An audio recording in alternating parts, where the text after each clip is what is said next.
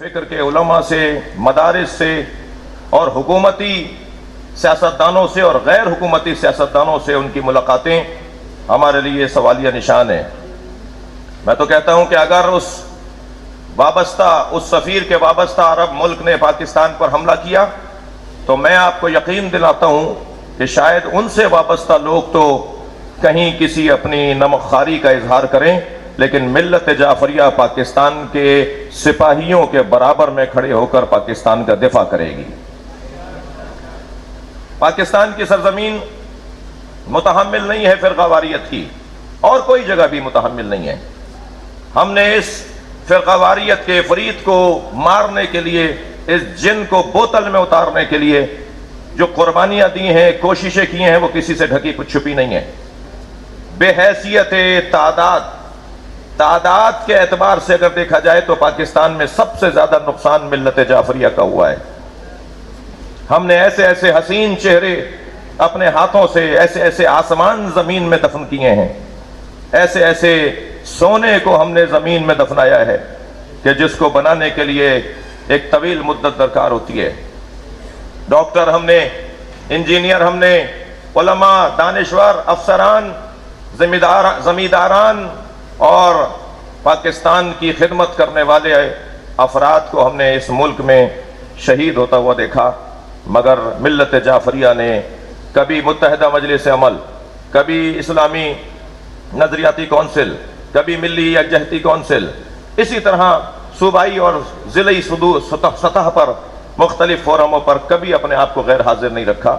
بلکہ ہمارے درمیان آنے والے بعض غیر ذمہ داروں کو اگر کسی نے ایف آئی آر کی بات کی ہے تو ہم اس ملک میں پہلے سے بعض غیر ذمہ داروں سے شاکی رہے اور ہم ان کے ساتھ کھڑے نہیں ہوئے۔ ہم نے وحدت کی خاطر، امت کے انسجام کی خاطر ہم نے غیر ذمہ دار لوگوں سے لا تعلقی کا اظہار برملا کیا، اس کا ریکارڈ موجود ہے۔ اس ملک میں توہین، تکفیر، تبرہ کا اظہار کون سے مسلک کا عالم ہے جس نے آج تک نہ کیا ہو؟ میں تو سوال اٹھانا چاہتا ہوں کہ سب سے پہلے تکفیریت کا نعرہ، سب سے پہلے تبرہ بے معنی لغوی، تبرہ بے معنی ہمارے عزیزوں کے ذہن میں جو تبرہ ہے اس معنی میں انہی سے بات کرتے ہوئے عرض کر رہا ہوں، سب سے پہلے تاریخ اسلام میں تکفیریت کی بات کس نے کی؟ سب سے پہلے لان تان سب و شتم کس نے کیا؟ اور بہت واضح بات ہے کہ آغاز کرنے والے کو نظر انداز کر کے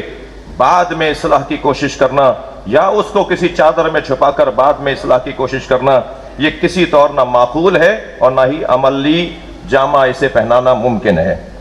اس ملک میں صرف ایک مکتب اور ایک مسلک کے لوگوں کے کلپس نہیں ہیں، بلکہ دیوبندی برادران نے جو حضرت ابو طالب کی شان میں، بعض دیوبندی برادران نے، بعض بریلوی برادران نے، بعض شیعہ برادران نے، کون سا مکتب ہے جس نے اس ملک کے اندر شخصیات کے بارے میں تبصرہ نہ کیا ہو؟ اگر بات یہیں پر ٹھہرے گی کہ اگر کسی کو کسی کے بارے میں نام لینے پر غیظ و غضب اور غصہ ہے تو اس ملک میں یزید کے دفاع میں کتاب بھی لکھی جاتی ہے، اور اس ملک کے مدرسوں سے یزید کی خطائے اجتہادی قرار دیتے ہوئے کربلا کے واقعے کے بارے میں انتہائی نامناسب تحریر پیش کی جاتی ہے۔ حضرت ابو طالب کی تکفیر کی جاتی ہے، حضرت ابو طالب کو معظم بن نار کہا جاتا ہے، مگر آج تک ہمارے مزاج میں نہیں تھا کہ ہم ایف آئی آروں کی طرف جائیں۔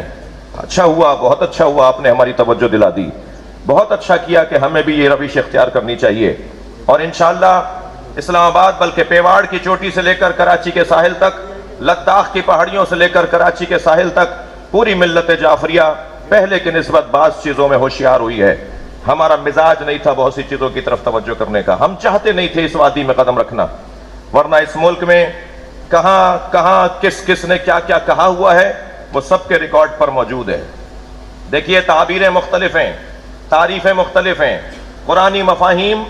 اور شرعی اصطلاحات اور اسلامی جو عبارتیں ہیں ان کی تعبیر، ان کی تعریف بریلوی بزرگ کے نزدیک ایک ہوگی تو دیوبندی بھائی کے نزدیک دوسری ہوگی، اور ملت تشیع کے نزدیک اس کی تعریف کچھ اور ہوگی، اور اس کی تعریف کرنے کا اس کو برابر کا حق ہے۔ علمی طور پر وہ کسی سے کمزور اور ناتوان نہیں ہے۔ مختلف تعریفیں ہیں اور ان کے بنیاد پر اسی مسلک کے لوگ اپنی مذہبی مراسم کو ادا کر رہے ہوتے ہیں۔ میں اسلام آباد، راولپنڈی، لاہور، ملتان، سکھر، حیدرآباد، پشاور، کوئٹہ، کراچی، مظفر آباد، کشمیر، ان تمام اہم ترین شہروں میں ملت کے شیعہ قوم کے جو عمائدین اور شخصیات اجلاسات بلا رہے ہیں، میٹنگز ہو رہی ہیں، ان سے بھی اپنے محترم سننے والوں کو آگاہ کر رہا ہوں۔ اور میں سول سوسائٹی کے لوگوں سے مخاطب ہوں، میں صحافی برادری سے مخاطب ہوں۔ آج کا یہ نمائندہ اور آج کا یہ بھرپور کراچی کی سطح کا اجلاس، مقدس اجلاس اور محترم اجلاس، آپ سے یہ کہنا چاہتا ہے، سول سوسائٹی سے کہنا چاہتا ہے، صحافی برادری سے کہنا چاہتا ہے، مختلف طبقہ فکر سے کہنا چاہتا ہے، ریٹائرڈ افسران اور حاضر سروس افسران، وہ حفاظتی افسران ہوں یا انتظامی افسران ہوں، ان سب سے مخاطب ہے کہ آپ پاکستان کی معاملات پر غور کریں۔ یہ تکفیری ٹولہ جس نے ہم نے 82 سے لے کر 2015 تک لاشیں اٹھائیں، یہاں تکفیری نعروں سے پاکستان کی دیواروں کو کالا کیا گیا، ہم نے ایسے ایسے جنازے اٹھائے جن کا بیان آج بھی رونگٹے کھڑے کر دیتا ہے، ہم نے بڑی میتیں اٹھائی ہیں۔ کس نے سب سے پہلے اس ملک میں تکفیریت کا نعرہ بلند کیا؟ اگر آپ کو تکفیریت، آپ کو کسی کو کافر کہنے کا کسی نے مجاز بنایا ہے، پہلے تو یہ طے کریں کہ آپ کہاں سے یہ مجاز ہیں اور کہاں سے یہ حق رکھتے ہیں کہ جسے چاہیں مسلمان کہیں اور جسے چاہیں کافر کہہ دیں۔ یہ اختیار آپ کو کس نے دیا؟ کیا آپ ہم سے زیادہ تفسیر قرآن جانتے ہیں؟ کیا آپ ہم سے زیادہ احادیث کو جانتے ہیں؟ یہ اگر بات جائے گی تو بہت خطرناک حد تک چلی جائے گی۔ میں ایک لمبی لسٹ پیش کر سکتا ہوں کسی فورم پر کہ صحابہ کرام میں کتنی تعداد تھی جن کے شیعہ ہونے پر اہل سنت کو اتفاق ہے، تابعین میں کتنی تعداد تھی جن کے شیعہ ہونے پر اہل سنت کو اتفاق ہے۔ جناب مفتی شامزئی عقیدہ ظہور مہدی پر جب کتاب لکھتے ہیں تو وہ اس عقیدے پر جب راویوں کی پرکھ اور جرح و تعدیل کر رہے ہوتے ہیں ان کی روایات پر، تو اس میں وہ لکھتے ہیں کئی جگہ کہ یہ شیعہ تھا، وہ ثقہ شیعہ، اور اس کے بعد ایک جگہ لکھتے ہیں یاد رہے کہ اس زمانے کے شیعوں میں اور آج کے شیعوں میں فرق ہے۔ میں تو بات یہ کر رہا ہوں کہ جب تم تکفیریت کا نعرہ بلند کرتے ہو تو ذہن میں رہے کہ صحابہ کرام میں ایک بہت بڑی تعداد شیعہ تھی اور تابعین اور تبع تابعین میں ایک بڑی تعداد شیعہ تھی۔ بات صرف اتنی ہے کہ یہ ملک متحمل نہیں ہے کسی بھی طور فرقہ پرستی کی طرف، کسی بھی طور تناؤ اور کھچاؤ کی طرف جانے کا۔ ہمیں جیسے میرے بھائی جناب مولانا ناظر عباس صاحب نے بیان کیا، حضرت مولانا قائد وحدت علامہ راجہ ناصر عباس صاحب سے گفتگو میں بات ہوئی، قائد ملت جعفری علامہ سید ساجد علی نقوی سے رہنمائی لی، اور حضرت مولانا شبیر میثمی، مولانا باقر عباس صاحب صوبائی سطح پر ان کی جو رابطے ہیں اور خدمات ہیں وہ کسی سے مخفی نہیں ہے، جیسے اور ہماری شخصیات نے ابھی بیان فرمایا۔ لہذا ہم سب اس وقت الحمدللہ بہت ہی مناسب انداز سے، متبرانہ انداز سے اور انتہائی مفکرانہ اور انتہائی مخلصانہ اور پاکستان سے محبت کا تقاضا مکمل کرتے ہوئے آج اس اجلاس کا انعقاد کر رہے ہیں۔ اور آپ کے توسط سے یہ بھی پیغام دینا چاہوں گا کہ ملک ہمارا ایک بہتر سمت کی طرف جانے کا ارادہ رکھتا ہے۔ اگر بات آتی ہے ایف آئی آروں کے ذریعے سے ملک میں انارکی پھیلانے کی، پہلے تو یہ جو 2 شخصیات کے بارے میں ایف آئی آر کراچی میں کاٹی گئی، اس کے حوالے سے میں یہ بھی کہتا ہوا گزروں کہ ہم اس ایف آئی آر کو چیلنج کرنے جا رہے ہیں۔ یہ ایف آئی آر ہی یہ ایف آئی آر ہی قانونی تقاضوں کو پورا نہیں کرتی، اور انشاءاللہ پاکستان کا قانون مظلوموں کا ساتھ دینے کے لیے بنایا گیا ہے۔ ہاں، میں آپ خطبہ، علماء، واعظین، ائمہ جمعہ و جماعت سے بھی گزارش کروں گا کہ ہمارے درمیان خطبہ، واعظین اور بعض مجالس سے خطاب کرنے والے افراد اگر غیر ذمہ دارانہ کوئی گفتگو کر رہے ہوں تو ہمارے علاقوں میں سب سے پہلے علماء کی ذمہ داری بنتی ہے کہ ان کو متنبہ کریں، اور اگر وہ پشیمان اور نادم ہو تو فبہا نعم المطلوب، اور اگر وہ کسی ضدیت کا شکار ہوں اور کسی کم علمی کا شکار ہوں یا خدا نخواستہ کہیں سے ان کی وابستگی ہو، تو ایسے لوگوں سے لا تعلقی یہ نہ صرف پاکستان کی ضرورت ہے، تشیع کے صحیح چہرے کو پیش کرنے کا تقاضا ہے۔ ہم پاکستان میں اہل بیت کے چاہنے والے ہیں، اور اہل بیت کا مکتب اسلام کی بہترین تصویر اور بہترین تفسیر ہے۔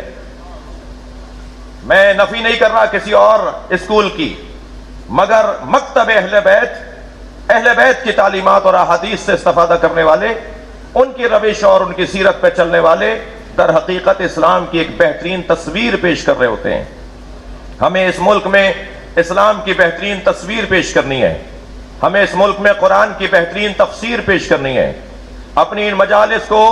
مکتب بنا دیا جائے، اپنے ان جلسوں کو ایک اسکول بنا دیا جائے، اور یہ آنے والے جو تقدس اور جوتیاں اتار کر مجلس میں آ کر بیٹھتے ہیں، وضو کر کے مجلس میں بیٹھتے ہیں، قربتاً اللہ کی نیت سے مجلس میں آ کے بیٹھتے ہیں، انہیں صحیح اسلامی تعلیمات کا پیغام پہنچایا جائے، صحیح اسلامی تعلیمات پہنچائی جائیں، محبت کی بات کی جائے۔ سنی بھائی ہمارے حضرت آیت اللہ العظمیٰ سیستانی فرماتے ہیں، سنی ہمارے بھائی نہیں ہیں، ہماری جان ہے، اور ہم نے اس کا عملی ثبوت فراہم کیا ہے۔ ہم خود چل کر جاتے ہیں، احترام کرتے ہیں۔ میں خود چھوٹا سا آدمی، کہیں بھی اگر مجھے کوئی سنی عالم دین نظر آ جاتا ہے، حتیٰ ایئرپورٹس پر، حتیٰ ان کی مساجد میں، ہم ان کے پیچھے نماز پڑھ رہے ہوتے ہیں۔